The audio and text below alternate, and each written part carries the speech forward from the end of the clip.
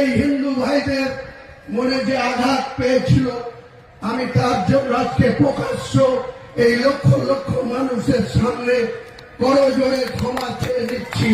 ভবিষ্যতে এরকম মিথ্যাবাদী মুখ্যমন্ত্রীর কথায় হুমায়ুন কবির আর কোনদিন কোন সাম্প্রদায়িক কোন উস্কানিমূলক কথা বা কাউকে জিতানোর জন্য কাউকে আঘাত করার কথা হুমায়ুন কবির বলবে না।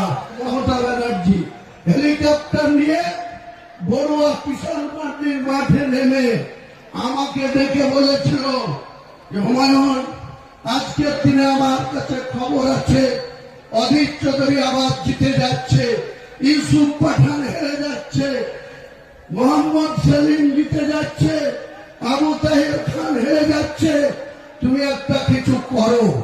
আমি বলেছিলাম, দিদি আপনি জেলার সাংগঠনিক সভাপতি করে রেখেছেন কাদির বিধায়ক অপূর্ব সরকার, আপনি জেলার চেয়ারম্যান করে রেখেছেন রেজিনগরের বিধায়ক রবিউল আলম চৌধুরী, তাদেরকে বলুন আপনার প্রার্থীকে যেতে হবে, আমাকে কেন বলছি?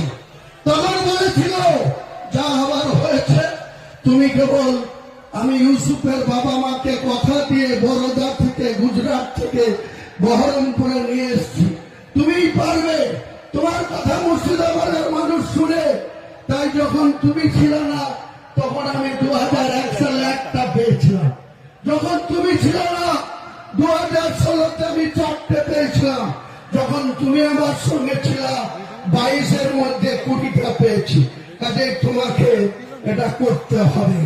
তাই সেদিন আমি যোগী আদিত্যনাথ যেভাবে মুসলমান সম্প্রদায়ের লোককে উল্টো করে টাঙিয়ে সিধা করার কথা বলেছিল, তার 24 ঘন্টার মধ্যে আমি বলেছিলাম যোগী আদিত্যনাথজি, এটা ইউপি না, এটা বাংলার মুর্শিদাবাদ। মুর্শিদাবাদ আমরা বসবাস করি, আমরা কোন সাম্প্রদায়িক রাজনীতি করিনি, কোনদিন করব না।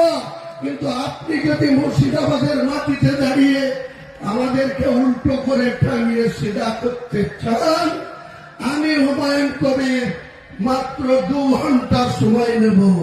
নির্দেশ দিলেই আপনার এই বিজেপি করা হিন্দু কটাকে 2 ঘন্টার মধ্যে ভাগীরথীর জলে ঝাঁপ দেওয়া করতে পারি। আমি অনুতপ্ত, দুঃখিত। আমি রাজ্যের মুখ্যমন্ত্রীর কথা রাখতে গিয়ে